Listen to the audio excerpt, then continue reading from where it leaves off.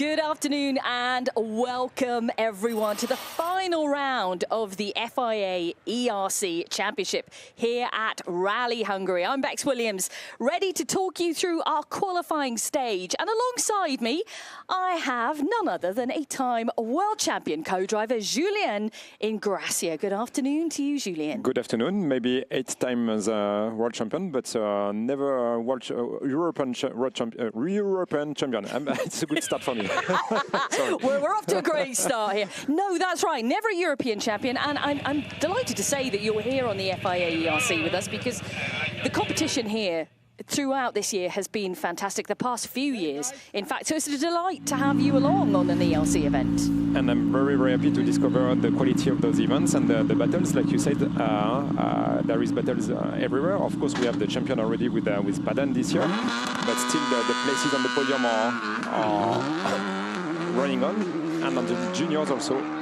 We are underway then with Martin Sesks in the qualifying stage. Now, Rally Hungary, as you can note, is a tarmac event.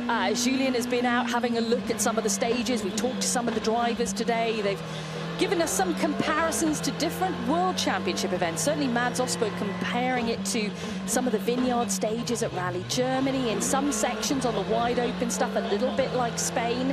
It seems to be, Julien, a little bit of a mixture out there. Yes, I've been traveling through few stages also yesterday by my own, and some stages were reminding me also Alsace, you know, in France when it was happening in the years 2013. But definitely I found some roads with a lot of poles, bumpy parts, many don't cut poles, you know, anti-cut poles. It's going to be very demanding because actually it's quite a fast rally. There are no slow corners, or very few. The grip will be overall quite low also. And we have many blind chicanes and crests hiding some corners and junctions. Definitely this is something that's going to be interesting to watch. Look at this first chicane, and they have to deal also with this grip. That's luckily this weekend might not be that bad because the weather will help with those conditions that we are watching now, sunny conditions. But we are under the forest, so and we have many also. It was a surprise for me because I didn't see that so often in my career. We have some gravel parts on those stages. There's about nearly 5 kilometers of gravel. Yes, and I remember that in Alsace you were mentioning it. I mean, other WRC events. Here we are now on the gravel parts. In Alsace we had also some sections, and then I can tell you that this is not an easy exercise when you have some tarmac tires. You have a bit of grip, but you want to avoid, of course, the risk of puncture, and you see that some stones can be lost there and there.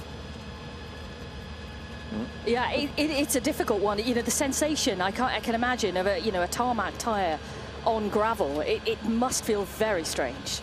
And you didn't properly test for it. But I'm sure most of the guys will manage to get used to it quite quickly. But yeah, for me the real danger is all those small stones that we can see on the ground here.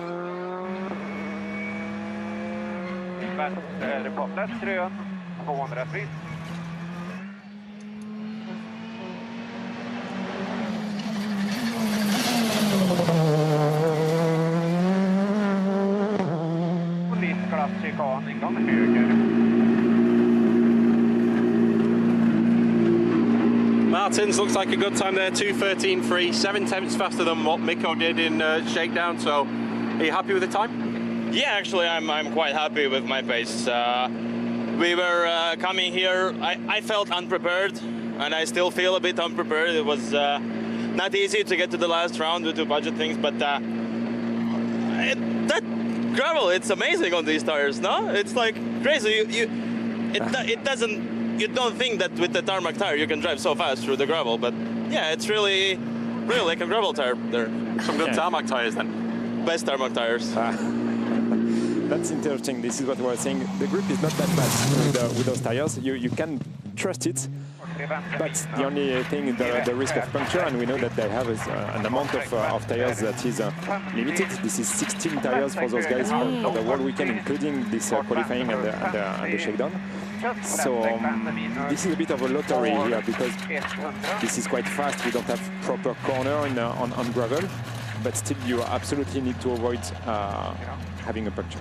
I love the fact that Martin Sesks was really quite amazed by the sensation of the tyre. There was positive comments from him, certainly, at the end of the qualifying run. This is all important, of course, for road position tomorrow. The time we had through for Martin Sesks was a 2:13.3. Seb Scott there, our stage end reporter, ready to have a chat with Mads, who's... has he picked up something along the way, or has something just come off the front of the car there?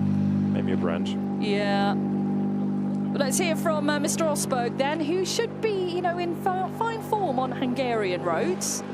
2022 Hungarian champion, of course. Mads, 7/10 off Martin's best time there. Just wondering, was there a little moment with the front right there? Was it a distraction for you, or have you not seen it? Yeah, I've seen it, yes. So, yes, I didn't know what was happening, and I heard a sound in the car and just a bit unfocused after that. So it was a bad run, to be honest, but okay, it doesn't matter. We are here, so that's good. This will not be a good time on the qualifying, this is sure, but okay, we are through the qualifying, and that's important, so we will look ahead to the rally now. Martins was very enthusiastic about driving on gravel with tarmac tyres. What was it like? Are you the same? Yeah, I love it. Why do you love it? What's so good about it? It's just, you can really go sideways. If you do a gravel event, you have to be neat and tidy. With a tarmac tire, there is no neat and tidy. You are pushing, and it's a lot of fun. So it would be nice if all the stage was gravel, but unfortunately, it's a tarmac weekend. Okay, so Mats is giving some ideas for the next championship, having some tarmac tires for the gravel events. Or just having bigger stretches of gravel everywhere. Well, we've had two good reactions to the tarmac tyres on gravel so far. Osberg's time then was a 2:14. As he said, it's not going to be such a competitive run. But let's see what Efren Larena can deliver. You had a quick chat with him earlier on this morning, didn't you? What did he have to say, Julien? Well, they were just coming back from the Rickies, so I know how it is myself, so I didn't want to bother them and take too much time, but they were happy to share with me their feeling about the stages they will face this weekend. And for sure, they were speaking about the grip, that overall is quite low, even though this is dry and sunny. 2:15.09 is the time for Efren and Sarah as we turn our attention to Matteo Franceschi. He's had a really interesting season as part of the WRC. We've seen some fantastic times come through from him on both surfaces, tarmac and gravel. And I think one thing of note is, wow, his stage end comments are very comedic, which I think is, you know, he's still... Well, let's hear from Efren. We'll come back to Franceschi. Efren, 2:15. Martins did a 2:13.3, so 1.7 slower. Was there any issues in there? No, for sure. This is a completely different stage than on the rally. Here is a completely long stage junction.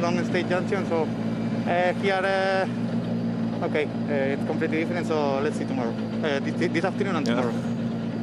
Yeah, of course, we kickstart this afternoon, 6 o'clock local time here in Hungary with the first stage. Right now, we are on the qualifying stage, and Franceschi, comedic answers at the stage ends. Even when things have gone wrong out there, he seems to be able to balance his reaction to things quite well. But still such a young driver. Yes, he is still learning, let's say. But from what we have seen on those images, we can see some commitment, at least on this gravel part. Yeah, let's wait the real stages, because tonight will be a difficult exercise also, because we will be on a double track, a rallycross track. That's right. And we used to say, like in all the super special stage, that you can lose a lot because you hit something, a pavement or whatever. But to create a gap is not the best place. So let's see tomorrow how it will go, especially in stage 2 that I've been driving myself, and wow, that's a piece of a stage. A couple of, well, Efren's just mentioned this stage not so representative of what we're going to see in the rally. I would say, very straight and almost too straight. But so listen to the comedian. Don't let me down, Matteo. Matthew, 2:15.8. Martins is fastest so far with a 2:13.3. Did you struggle in this stage? Yeah, it's never easy exercise, the quali, especially the gravel section, but it's okay. We are here for discover this crazy rally again, so let's see. Crazy rally, you said? Yeah, it definitely will be a crazy rally out there this weekend. Julien mentioned it earlier, touched upon the fact that, you know, the weather conditions right now are nice, good forecast for today, for tomorrow, but we are hearing now there's the potential of maybe some showers coming in on the Sunday, which could make things tricky. Johan Bernardo then with us, another successful season for him in ERC, and he's a confident driver on both surfaces, tarmac and gravel, and he's been around quite a while now, Johan. I was saying that during my whole life, I have the feeling that I've seen some posters, some cards of some pictures of Bonato. When in 2005 I started to do some rallies, I've seen already him in a Super 2, in a C2 Super 16. So yeah, can you imagine? This is a 20 years experience now that he is having. He's a guy that needs maybe to go a bit further in some rallies, like gravel ones, quite rough ones. I mean, maybe needs some experience a bit more there. But for sure, we can count on him on normal tarmac stages. Absolutely, normal tarmac stages. But you know, here this weekend, you can't really describe them as normal, I guess, because they're a bit of a mixture of lots of different things. We'll talk more about that with Julien during the weekend, in how different they are to maybe traditional tarmac. And you know what? I was even wondering which place they will pick up at the position selection in few hours. Which would be the best place to be on the road? Because at one point you could imagine that there is also so many dust on the road sometimes that maybe there is a cleaning effect. Johan, third fastest through so far. Everyone seems to be enjoying this whole gravel with tarmac tyres. What do you make of it? Yeah, that's not so bad, but that's not easy at all. You don't have a lot of grip. Maybe you are more good on tarmac, but I think it's normal, so everything is okay. I think he's definitely one of the ones we're going to see fighting at the front this weekend. But again, there's so many competitive drivers, and certainly Philip Marish, who we see here, is definitely going to be one of them. And you were speaking about this shakedown that is not maybe fully representative of the rally, but at least he has the quality to have this gravel section, and for sure this is a good thing for all the crews to get used a bit to the reaction of the car, to the behavior of the car in those conditions. So Martin Sesk still fastest on the qualifying stage, then 2:13.3 is yet to be beaten. Osberg second fastest, then Bernardo, then Lorena, then Franceschi. And as you can see, Marish coming through fourth fastest, 1.6 of the time of Martin Sesks. Yeah, and I think that's a good thing. You know, we've had some good weather here this week, and it's going to continue to be dry, so maybe, you know, there was a big question, as you said, question mark about where on the road would be the best to be, because there's quite a bit of cutting opportunities on these stages, and previously when it's been wet, it's got quite messy and muddy out there. So I discovered this rally, and from what I've seen during my own recce, let's say, there are a lot of anti-cuts, and the only places where the cuts will be possible, it will be quite some flat, fast corners, and I don't think so it will be a question of pollution in those corners. That's a good thing to hear. Let's hear from Philip. Philip, that's fourth fastest, 1.6 off Martin's best time. Do you know where he's made all that time up? Because no one's been able to get close to him so far. It's a really good time for Martin. I tried to do my best in this stage, but to be honest, I struggled a bit in square corners. It was quite slippery for us, but we managed it through quite clearly, so it's important, and the race is just ahead of us, so we will try our best during the weekend. Yeah, I'm sure we will see him try his best. There's, again, a huge assortment of drivers who could well be on the top step of the podium, but for Mixi here, for Shomos, he really is going to be targeting. Yeah, I'm glad to hear that also in ERC the drivers are using this quote, to be honest. This is something that I've been hearing during my work career. To be honest, I had a good drive. To be honest, blah, blah, blah. Yeah, so because it means that the rest of the time they are alive. Like, exactly, absolutely. It is home event for Mixie. We've already seen him very briefly this morning. He seemed in good form. And look, he was the widest here. Definitely the most committed there. Yeah, among all the competitors. I think everyone, I mean, he's got a huge amount of supporters. You know, they got him back into his drive with the support. Third fastest through on the qualifying stage. Shimos 2:14.1. As we watch Miko Marcik off the line, he was the quickest in free practice earlier on. So he's obviously got a good feel for the roads out there. Mixie, third fastest. Are you happy with that run? It was okay. So we lost 1 second, so the drive is not perfect. Thank you. It's not perfect. Let's see if anyone does come in ahead of him.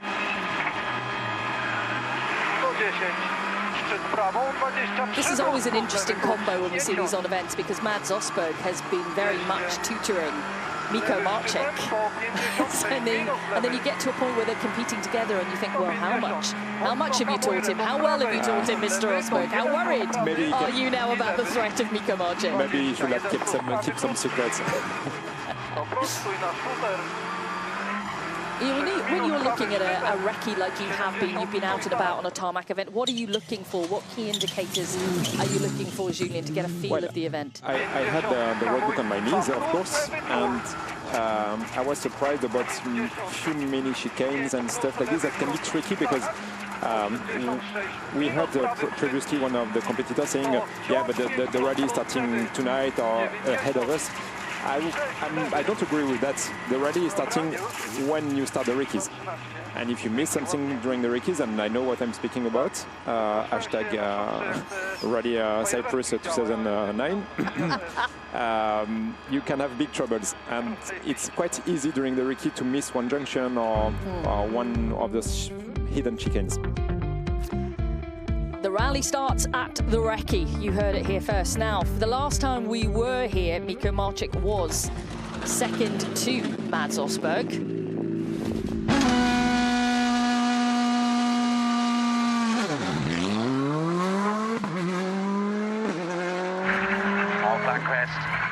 We switch into the All-Irish car here. Josh McAlean and James Fulton. And let's hear from Miko. Miko, that's a great time, fastest so far by 3/10 of a second. Where do you feel you made the time up in there? Yeah, just great feeling about the new car. This stage was quite easy, just single corners and big brakings to the chicanes. I also appreciate Michelin tire. I'm happy that we are starting on them. It was a little bit easier than it will be on the race, but it's a good start for us after 1 year of break. I'm happy. Yeah, he should be. It is the fastest time through, as Seb Scott, who's at the stage end for us, said. It's a 2:13.04 from Miko Marcik. Yeah, that's a good summary from him. I mean, he said everything within 15 seconds. Congrats. It's a full analysis. I think everyone is going to be striving for the podium. It's the last round of the ERC category, the ERC Championship here in Hungary. It's been a successful season for a number of drivers out there, but everyone wants to end on a positive note their season, and that's putting pressure on their own shoulders. Yes, of course, and like we said, because the weather conditions are quite good, we can guess that everyone will dare to fight, will dare to push a bit more than. That's a good time from Josh, only 8/10 off the fastest, Miko Marcik. So third fastest through on the qualifying stage so far. 9 drivers are in. Welcome along, everyone, wherever you are watching. It is the final round of the FIA ERC Championship for 2023. And we're at the qualifying stage right now. We've got one stage tonight to kick off proceedings before a full-on weekend of tarmac action. and it will be a very various weekend, because we will have also some city stages. The stage number 5, that is still 4 kilometers long. Now then, Joshua, third in there, decent time. How are we feeling for the weekend?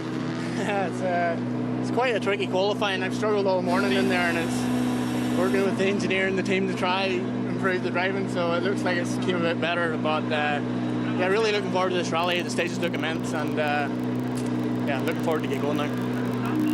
Yeah, the best he could do during free practice was 8th fastest. He's 3rd fastest currently.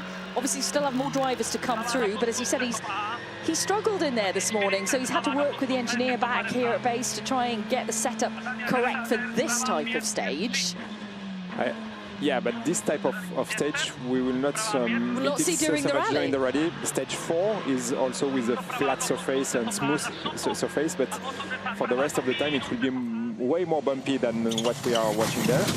Those gravel parts, we spoke about it, we'll find it in 2 other stages at least, but the rest of the weekend will be, and especially the power stage, please watch it for sure. I think Julian described it earlier as wild. Yes, really wild, and if I had to take the pace note, I really don't know how I will take it. In a beautiful landscape, but whatever, it will be really demanding, and we were speaking about engineering. I was speaking with Bonato and with his engineer, and he said that they had a good testing day, Wednesday, on a very representative stage, and they could really work on the setup, especially on those bumpy sections. Wow, you can see the bonnet really flapping at the front there. It's Eric Seiss through then. You can see his time was 1.9 seconds off the pace. The front 2:14.9. It's 8th fastest through for Eric. Again, more drivers at home. And that does change how you approach it. We'll talk about it in a moment, though. Let's cross out to Seb Scott. Hear from Eric. Eric, that's 8th in there, 1.9 seconds off the fastest time. Did you lose any time in particular, or just cruising through? No, just cruising through. It's hard to do something when you when you have just flats and not so much corners. So yeah, if there was any mistake, it was really small one. But you can see on the time is like really tight. So yeah, the time should be definitely better. But I have to check where I lose it. Yeah, he's left some seconds in there then, which he wants to go back and have a look where exactly he's left them. For Martin now, home event. How much does that change your perspective from what you're doing? Do you feel the extra pressure, Julian? Did you when you were going into your, well, rallies in France, Alsace, or even if it be Corsica, it was still Rally de France? Yeah, Corsica is asking to be independent. True, this is true. Maybe that's slightly debatable then, but Alsace even. Yeah, it can be taken both ways. Let's say as an extra motivation and as an extra pressure. Extra pressure will come from the medias, because we have way more requests and way more solicitations.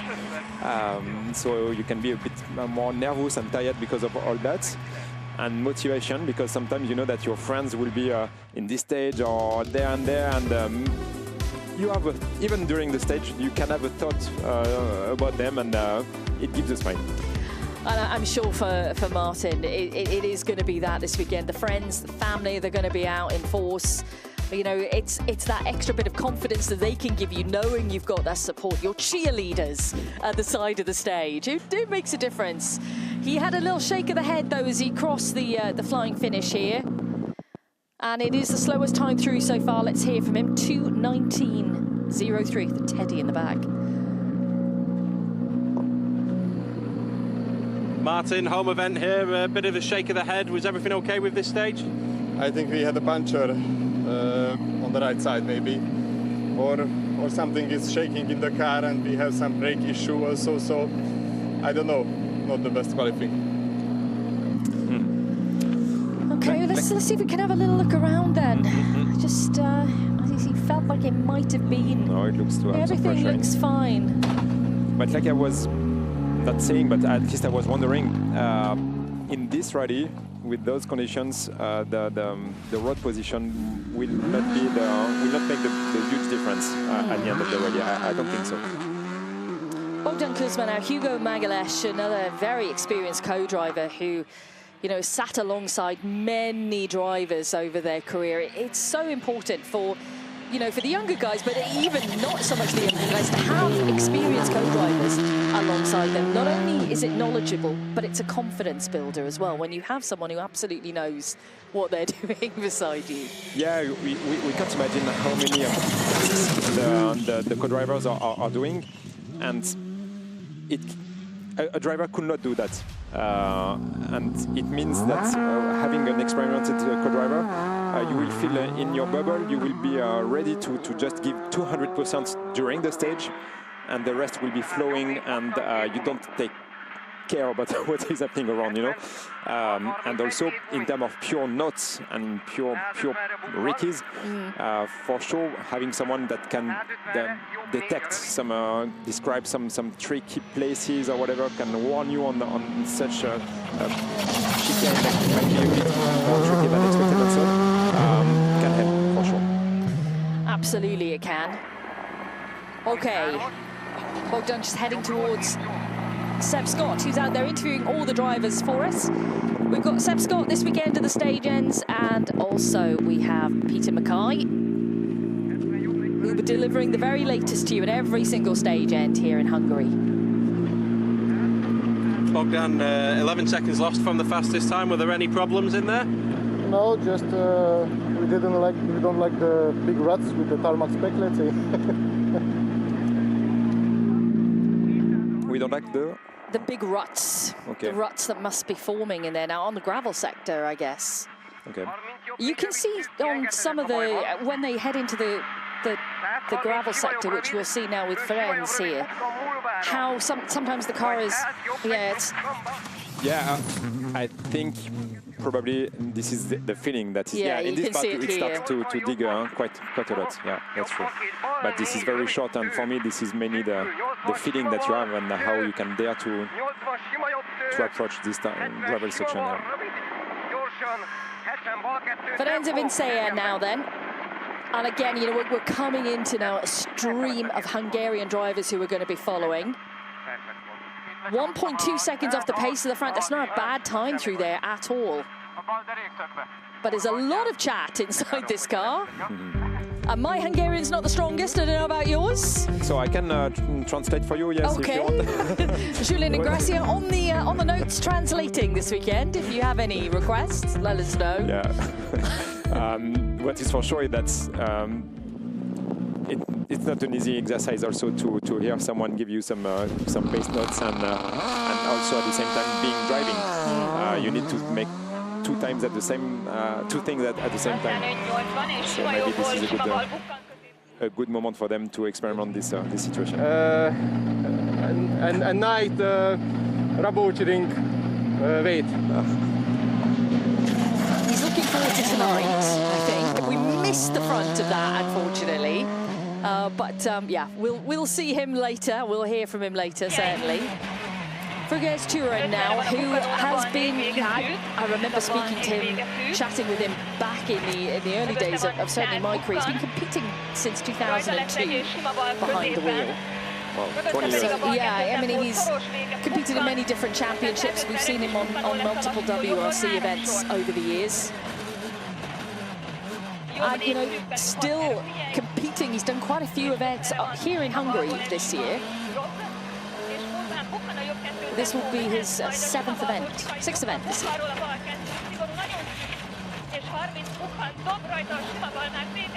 And we see on those images how the organizer prepared the stages. We see some protections and some folds after this crest. That's a nice work because it was here already during the rickies. And this is quite important actually because it means that the crews, the drivers especially, already record those elements in their sights, and they are not surprised during the stage itself, because sometimes during the recce it's not there and then it's placed and it can disturb a bit. Yeah, I mean, we've noticed that over the years, haven't we? Things that have moved from the recce to the stage itself, and it is such a distraction because the driver's concentrating so much on what you're telling them is coming up ahead, and when something is different, then that is upsetting. 3.6 seconds off the pace then at the front here. Where is the best position to have on the road this weekend, I wonder? That's the question, yes. That is the question. Let's head over to Seb Scott. I think it should be still in the front, but if I had to pick up a number, I would say probably second or third on the road. Okay, we'll go with that. Hello, how was the stage? Yeah, it was quite okay. We have some pop-off issue. By the start, we cannot launch.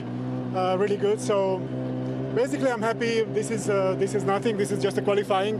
I think the road position in the top 10 is quite okay. So yeah, we are here. We prepare ourselves for the night stage and tomorrow. What's it like with the gravel surface, the tarmac tyres? Is it something you enjoy or is it difficult? Yeah, it's very enjoyable and for the spectators are really good. I think there is a big question of puncture, but we try to keep the car in one piece and save the tires. Mr. Turan answered the question for me. He says somewhere within the top 10 is going to be fine on the road. It's fine, everyone. Don't panic if the qualifying result isn't so great. Somewhere within the top 10 is going to be all right. And also, yes, he said that the main risk is the punctures, not the wear of the tires. We should not have any issue about that during the World Weekend. That's what I was going to ask you as well, was how abrasive the surface was when you were out having a look. From what I've seen, of course, we have many bumpy parts, but the grip in itself doesn't have a big grain, you know. So even stage number 4, we could have some surprise. We will see that tomorrow. In one corner, the grip changed literally, and maybe the youngsters or the people that didn't manage to find this corner in this stage during the rickies might be surprised. But overall, it will be quite a low grip and no wear on the tires. Andras Haddock with a strange doll in the back of the car there. There's a story there. Sorry, his English is bad. Hungarian language. Yep. Túl vagyunk a kvalifikáción, megpróbáltam jó időt autózni, nem tudom, hogy sikerült-e. Köszönjük. Thank you. Yeah, that's part also of the international runs. Yeah. We need to face the cameras and to be able to speak other languages. Let's have a look at Laszlo now moving through. Yeah, but we are happy to take any language. We usually get translations sent through to us from everywhere, so it's fine. You tell us whatever you want in whatever language you want. I can't say I'm going to understand it all, though. But yeah, it's a big chat. You know, that's another factor of it all as well. Like you mentioned, home events, the media, you know, you are kind of pummeled with people who are wanting to speak to you. And if, you know, English is not your strongest bet, that can also be a bit of a hard task. It is starting to get, as we've seen from the onboards here, a little bit more rutted on the gravel section, but as Julien mentioned, it's not too far that they've got to go on gravel here, so it shouldn't really be an issue.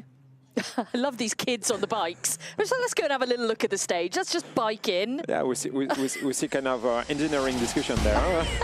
yeah, absolutely. They were talking about the way the car was moving there. Engineers of the future, maybe, you know, this is where it all starts. It starts from here. It started for you from that perspective. Yeah, you're right. I mean, my family was not involved at all in motorsports, and I went quite late in that, being a spectator of Rally Monte Carlo, Rally Catalunya.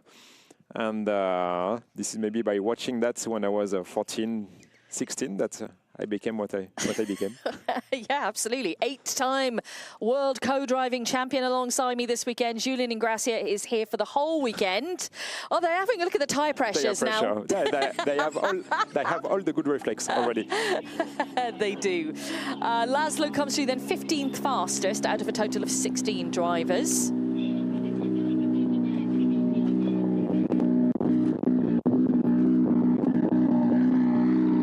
No dolls this time? No, I really want to know the story of that doll. It was a bit spooky. We are in October after all, Halloween coming up.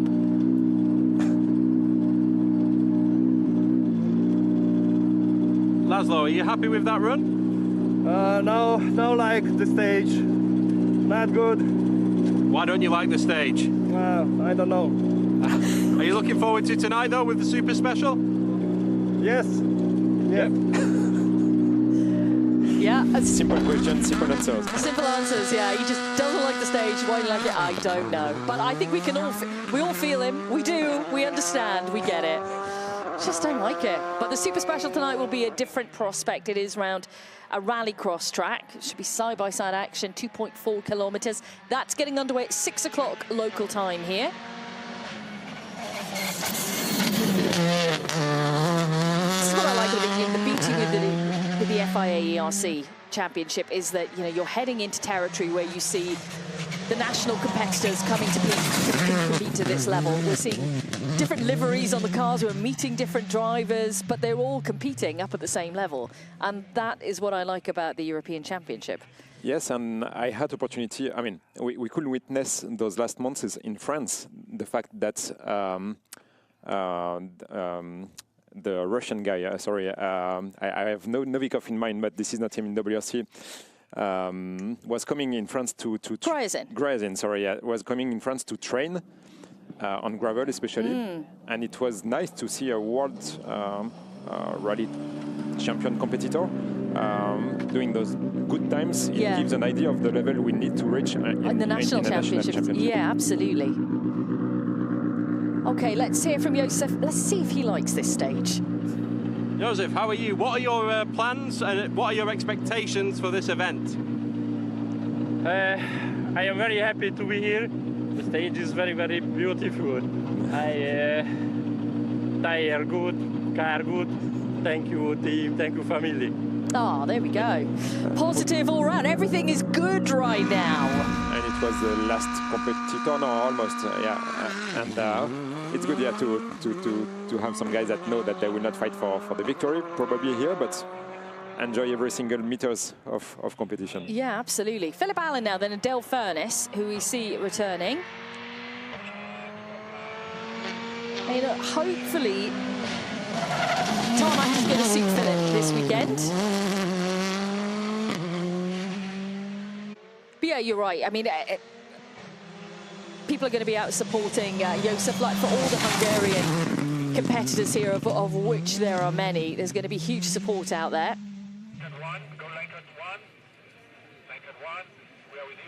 There's plenty of people watching on this qualifying stage. You're expecting a big crowd tonight for the opening stage. That should be pretty spectacular a little bit later on. As I said, 6 o'clock local time.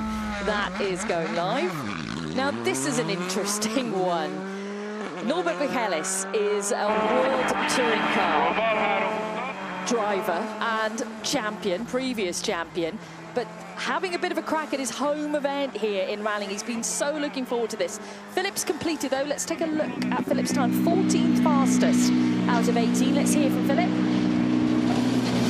14th there. Are you happy with that time? Yeah, grand. Just trying to get a bit of experience and see where it takes us. Happy enough, yeah. Yeah, happy what was the enough, thinking behind Hungary, anyway? Because there's been some Spanish, some Portuguese. This year didn't go according to plan, so it's the last couple of rallies of the year, so I thought we'd give it a go. See how it goes. Thanks.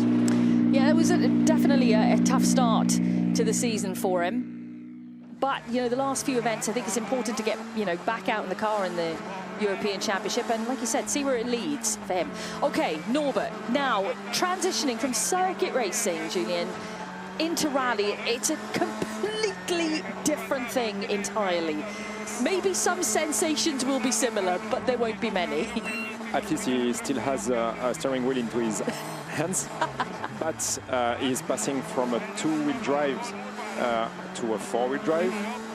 And someone beside him is speaking all the way long, and that's also... That's probably one of the biggest factors, right? I think so, because many people can... you can speak with many people that are playing video games, at WRC, for example, on the PlayStation or whatever, and they say that they cannot focus on the notes. They drive by just looking to the road, but it's difficult to listen to it. And I always say that for me, a crew, a co-driver and a driver, this is someone that delivers information. It enters on the right ear of the driver. He analyzes it. He gives some action on the car, and he just releases it on the left ear. And you need to have this flow, you know, to be performant. And we have seen that they checked and together, so it means that they were happy of this first experience. Well, he gave the thumbs up at the end to his co-driver, so let's see if he is indeed happy with his run through there. 17th fastest out of a total of 19 drivers through this qualifying stage. But what is sure also is that he will have a smile on his face at the end of the rally, probably at the end of this stage already. We had Sebastian Ocon that was doing a rally in France last weekend, and it was the same. Big smile. Big smile. Norbert, that's 17th, 6 seconds from the fastest time, but how's it feeling with the car? Do you feel there's more improvement to come? Because I know you've already got some kilometers. Yeah, car felt good, to be honest. It's just the driver being a bit less confident, but yeah, I'm very happy with today so far. The target is to survive today, tomorrow, and then Sunday. How are you adapting with the four-wheel drive and the sequential shift? Is it easy, or is it taking some time to get used to? It takes some time, to be honest. So everything is quite new, the format, the car, the drive. But in the end, I'm here to enjoy and to learn. Yeah, this is something he's dreamed of. He's had, I think, 65 kilometers of testing ahead of the event to get himself familiar with the car, with the pace notes, with the entire sensation of being in a rally car. But the real stuff will start tonight, I guess, and certainly tomorrow out on the stages for him.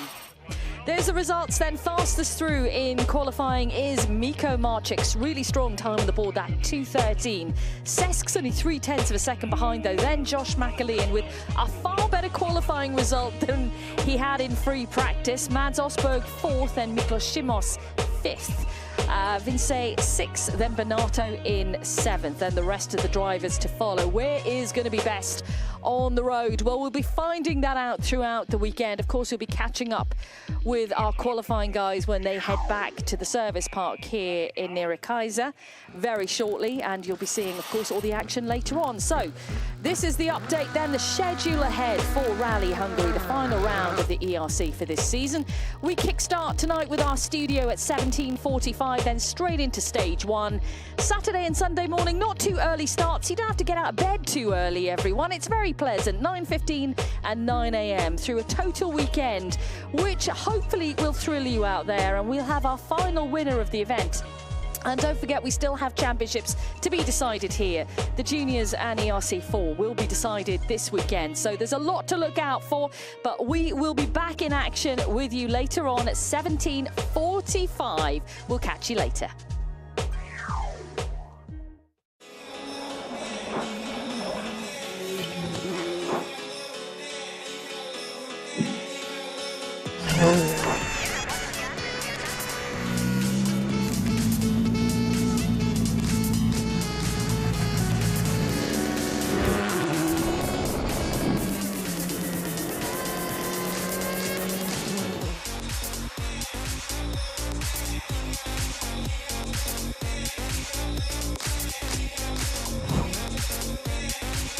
Turn.